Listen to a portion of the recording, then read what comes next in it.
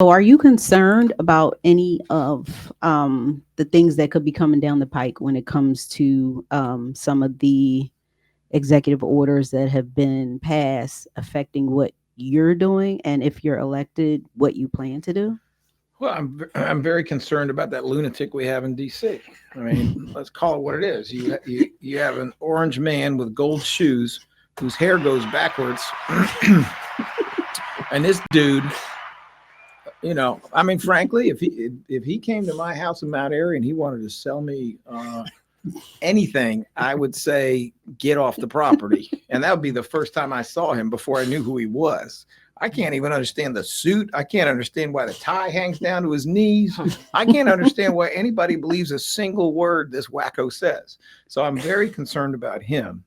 But and I think he fully intends to try to take over the government of the United States. I think he fully intends to carry out a military coup, but I also think he's going to fail.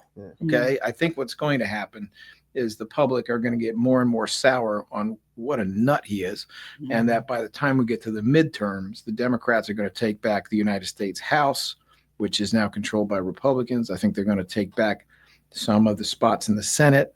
I think we're going to see the public get more and more disgusted with how this man is trying to rip off everybody and break everything. So I'm hopeful in that regard. But in terms of his specific executive orders, well, let me see. One of them was we're going to end birthright citizenship. And the court said, no, it's in the U.S. Constitution. You can't just write crazy on a napkin. Okay. Other ones that he's come up with are that he's going to order local law enforcement to do immigration enforcement.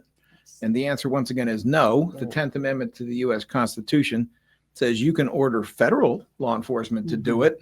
Not many of them, but you can't make local mayors, local police commissioners, local prosecutors do it. And I've already said publicly many times, no, it is not my job to do your job. I'm going to stick with the homicides and the rapes. Thank you. That's right. You can spend your time dragging people who, for the most part, are just here to try to support their kids and be able to eat.